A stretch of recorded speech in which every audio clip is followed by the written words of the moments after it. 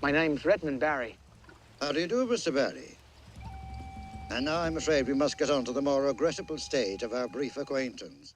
Hi, and welcome to WFP Reviews, looking at classic British productions you should see or see again.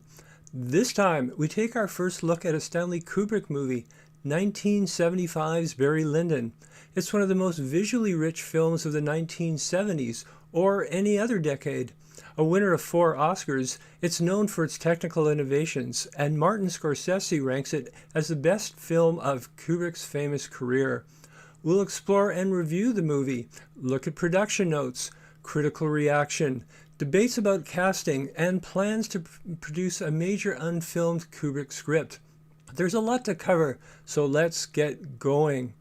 The history of Barry Lyndon had rather sad beginnings due to another film back in 1970.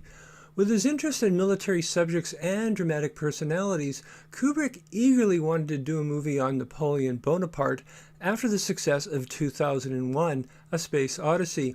Kubrick was fascinated by the era's battles, saying they were, quote, so beautiful, like vast lethal ballets. Always a perfectionist, he put about 2 years into extensive research on the period, and more on that later, completed a script, production notes, and pegged Jack Nicholson to play the lead. About the same time, however, Napoleon was the subject of Waterloo with Rod Steiger and Christopher Plummer. Directed by Ukrainian Sergei Bondarchuk, the man behind the even bigger Soviet War and Peace, Waterloo cost $25 million, a jaw-dropping budget in that era.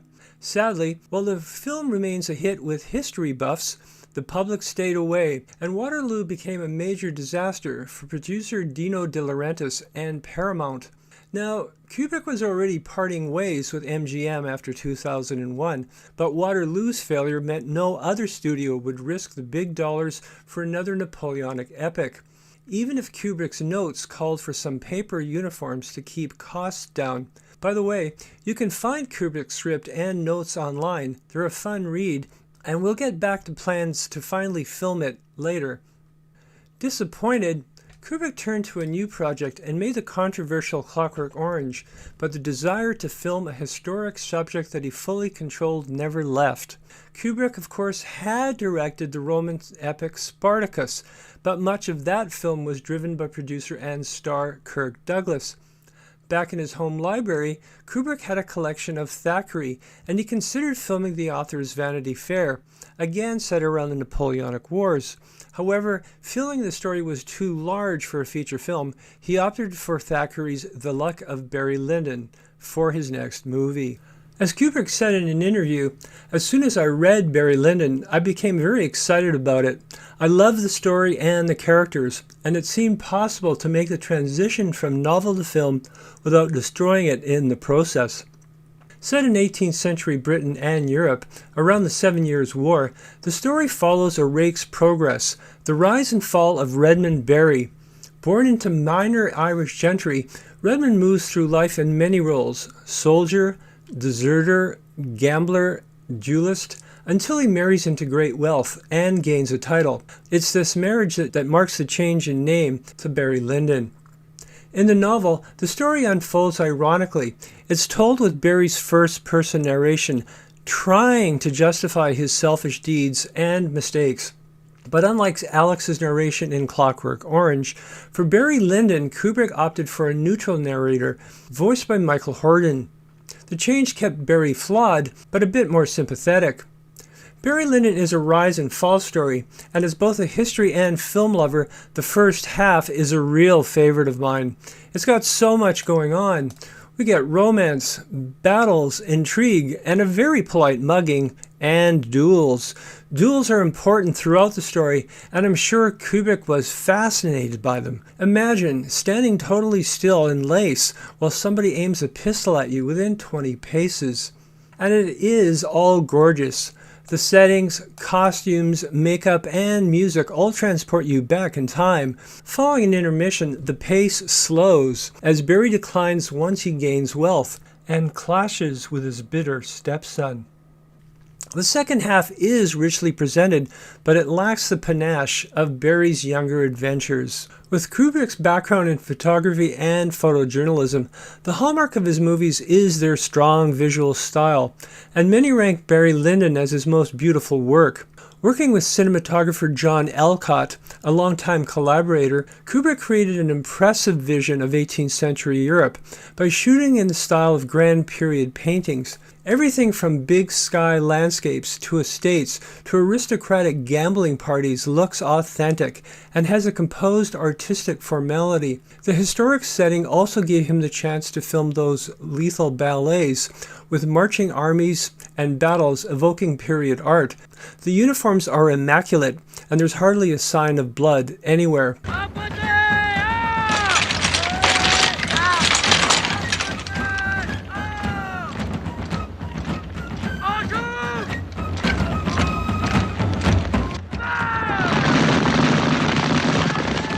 The resulting images are breathtaking, and the film swept most artistic Oscars, Alcott winning for cinematography, plus set decoration, costumes, and best music.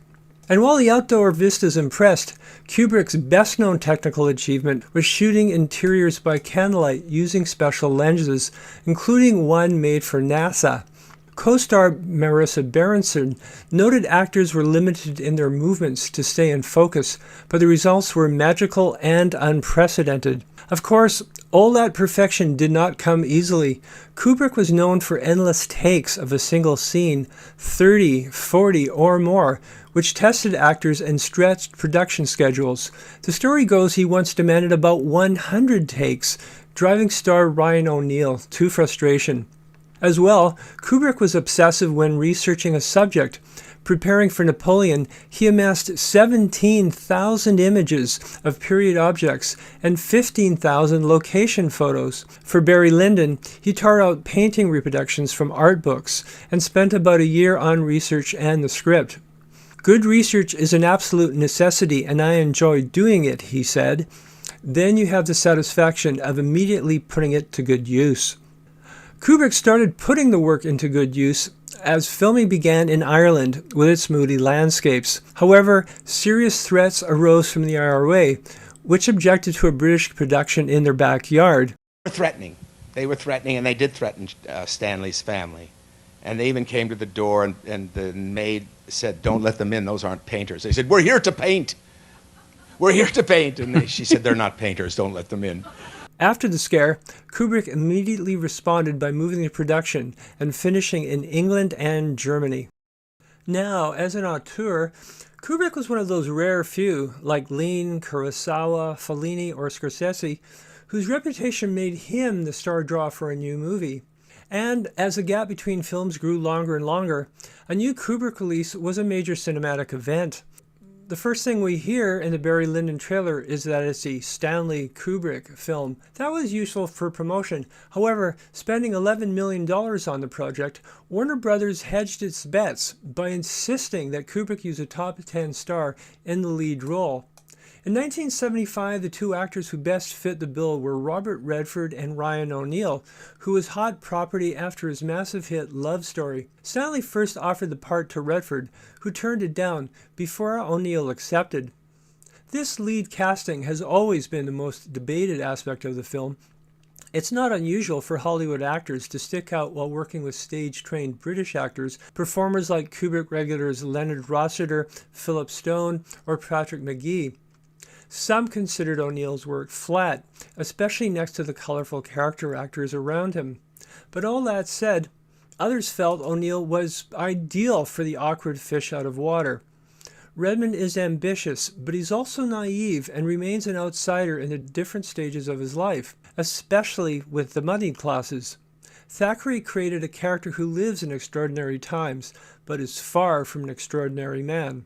A great example is Barry's shy innocence, when his cousin flirts with him, which O'Neal plays well. And I will think very little of you if you do not find it.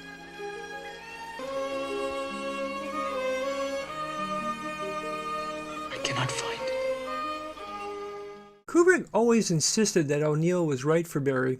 He said, "I can't think of anyone who would have been better for the part. The personal qualities of an actor as they relate to a role are almost as important as his ability." And other actors, say like Al Pacino, Jack Nicholson, or Dustin Hoffman, who are great actors, would nevertheless be wrong to play Barry Lyndon. Co-star Marissa Berenson played Lady Lyndon, who is aloof and more of a mystery. Thackeray's story traps her in a loveless marriage, but otherwise we learn little about her. Of course, her remoteness also fits into the coldness of the upper class, which is a theme of the story. For her part, Berenson said she found Kubrick jovial to work with, not always his reputation. She also recalled Kubrick's main request before filming, to avoid the sun for months to keep her skin an aristocratic white. Now, let's consider the Oscar-winning music. Kubrick had a great knowledge of classical music and always focused on getting the right score to enhance his films. While making 2001, Kubrick got a score from Spartacus composer Alex North, but then discarded the whole thing for pieces such as The Blue Danube and, famously, Thus Spake Zarathustra. For Barry Lyndon, Kubrick carefully married period music to the period settings. He mixed Mozart, fife marches, Irish tin whistles, Vivaldi, Bach, and more. The result was a rich soundscape that always enhanced, but never intruded. Barry Lyndon opened with great publicity and major magazine features about its visuals, and especially that NASA camera and candlelight filming. It was generally praised by critics. Roger Ebert called it, quote, "one of the most beautiful films ever made," but complained it was emotionally detached.